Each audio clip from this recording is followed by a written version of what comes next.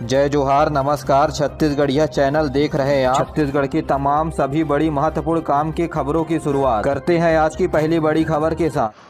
छत्तीसगढ़ में चुनाव खत्म होने के बाद अब तेंदुपत्ता की खरीदी शुरू हो गई है। इसी दौरान मुख्यमंत्री विष्णुदेव साय ने कहा कि मोदी की गारंटी का हर वादा पूरा हो रहा है। हरे सोने का दे रहे हैं अच्छा दाम। गौरतलब है कि प्रदेश के 31 जिलों में वनोपज सहकारी यूनियन के द्वारा तेंदुपत्ता संग्रहण का काम शुरू हो गया है, जहां 902 प्राथमिक वनोपज सहकारी समितियों के माध्यम से तेंदुपत्ता संग्रहण का भंडारण प्रदेश के हर कोनों में किया जा रहा है। इस दौरान मुख्यमंत्री विष्णुदेव साय ने कहा कि हम तेंदुपत्ता को 5,500 रुपए प्रति मानक बोरा की दर से खरीदेंगे। तो वहीं तेंदुपत्ता संग्राहकों को जूता चप्पल तथा महिलाओं को साड़ी दिया जाएगा। गौरतलब है कि छत्तीसगढ़ राज्य लघु वनोपज संघ के अंतर्गत तेंदुपत्ता संग्रहण माह अप्रैल 2024 की अंतिम सप्ताह से प्रारंभ किया गया। तो वहीं संग्रहण हेतु 16,72,000 मानक बोरे का लक्ष्य निर्धारित किया गया है। तो वहीं 13 मई 2024 तक इस लक्ष्य के विरुद्ध 7,82,000 मानक बोरा का संग्रहण किया जा चुका है। तो वहीं तेंदुपत्ता के बदले में 275 करोड़ 77 लाख रुपए का भुगतान ऑनलाइन किया जा चुका है।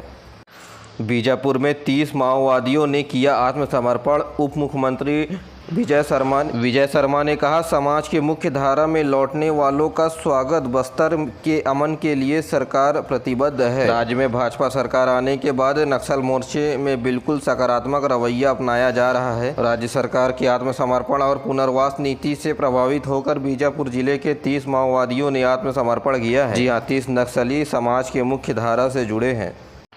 छत्तीसगढ़ में आज से फिर शुरू होगा गर्मी का दौर। मौसम का चढ़ेगा पारा। बस्तर में हल्की बारिश की संभावना। प्रदेश में बीते कुछ दिनों से एक्टिव सिस्टम के चलते गरज चमक के साथ आंधी और बारिश का मौसम देखने को मिला। भीषण गर्मी के महीने में समुद्र से आ रही नमी के चलते प्रदेश का तापमान सामान्य से कम रहा, लेकिन अब फिर से प्रदेश वासियों को चिलचिलाती धूप और भीषण गर्मी का सामना करना पड़ेगा। मौसम विभाग के अनुसार प्रदेश में 2 से 4 डिग्री तापमान बढ़ने की संभावनाएं हैं। तो वही दूसरी ओर बस्तर संभाग के कुछ जिलों में आज हल्की बारिश हो सकती है। आईपीएल क्रिकेट मैच में लाखों करोड़ों रुपए का दांव लगाने वाले 3 सटोरियों को पुलिस ने गिरफ्तार किया है और इस मामले पर सरगुजा पुलिस को बड़ी सफलता मिली है। पुलिस ने सटोरियों के कब्जे से mobile, chequebook, passbook, ATM card समेत नकदी जब्त कर आरोपियों को जेल भेज दिया है। यह मामला अंबिकापुर के कोतवाली थाना क्षेत्र का है, जहाँ सरगुजा पुलिस अभियान ऑपरेशन विश्वास के तहत अपराध गतिविधियों पर संलिप्त संदिग्धों की धरपकड़ कर रही थी। छत्तीसगढ़ में लोकसभा चुनाव खत्म होने के बाद सीएम विष्णुदेव साय की उड़ीसा और झारखंड में डिमांड। तो वहीं भूपेश बघेल रायबरेली में कर रहे हैं चुनाव प्रचार। प्रदेश में लोकसभा चुनाव खत्म हो जाने के बाद छत्तीसगढ़ के भाजपा और कांग्रेस के नेता दूसरे राज्यों में जाकर वोट मांग रहे हैं। जहां मुख्यमंत्री विष्णुदेव साय उड़ीसा और झारखंड में काफी डिमांड है, वहां 10 से ज्यादा रोड शो कर चुके हैं। अब बचे हुए 3 चरणों में 164 सीटों पर वोट डाले जाएंगे और इन सीटों पर वोट मांगने के लिए मुख्यमंत्री विष्णुदेव साय को मध्य प्रदेश, उड़ीसा और झारखंड की जवाबदारी मिली है। तो वहीं बृजमोहन अग्रवाल को उड़ीसा, संबलपुर, बंगागीर, कटक में प्रचार करते हुए नजर आए। तो वहीं केदार कश्यप भी उड़ीसा में चुनाव प्रचार कर रहे हैं। इसके अलावा पूर्व विधायक विकास उपाध्याय रायबरेली, हिमाचल प्रदेश, हरियाणा में चुनाव प्रचार कर रहे हैं। तो वहीं जयसिंह अग्रवाल हरियाणा में है, जबकि पूर्व प्रदेश कांग्रेस अध्यक्ष मोहन मरकाम, कवासी लखमा, लकेश्वर बघेल उड़ीसा में प्रचार कर रहे हैं।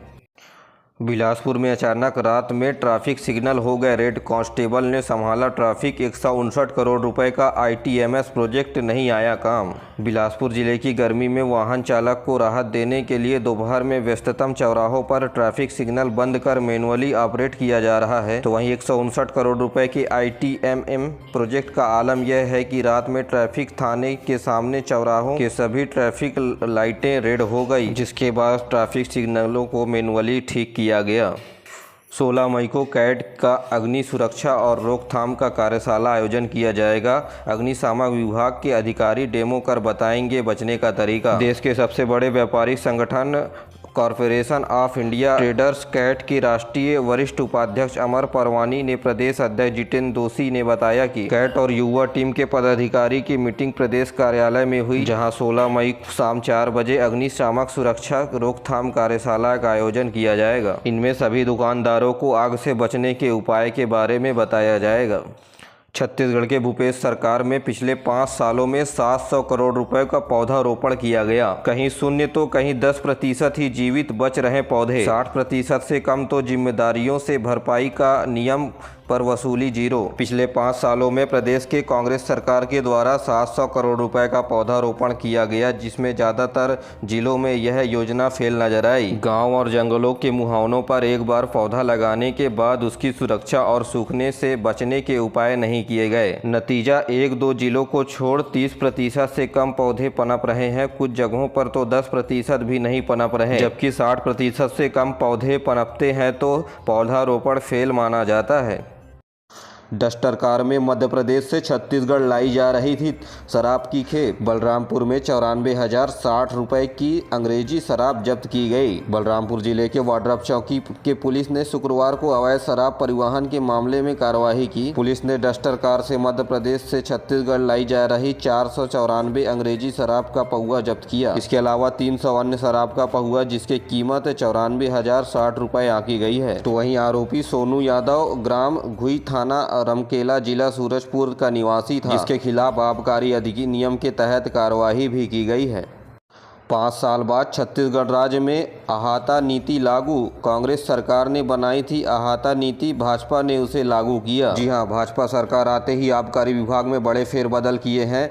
FL10 से लेकर ट्रांसपोर्ट तक ऑनलाइन टेंडर निकालने तथा नए लोगों को काम सौंप दिया गया है। इसके साथ ही अहाता नीति को लागू कर दिया गया है। पहले कांग्रेस सरकार ने 2019 में बनाई थी यह नीति। अहातों से सरकार को हर साल 100 करोड़ रुपए से अधिक का राजस्व मिलेगा। तो वहीं 80 अहातों सेंटर खोलने के लिए निकाले जाएंगे टेंडर। आबकारी अफसरों ने स्पष्ट किया है कि अहातों की व्यवस्था केवल शराब पीने के लिए बनाई गई है। जी हां, अहाता का मतलब शराब पीने के लिए एक ऐसी व्यवस्था होती है जहां लोग बैठकर शराब पीते हैं। तो वहीं अहाता खोलने वालों को शराब बेचने के लिए लाइसेंस नहीं दिया जाएगा।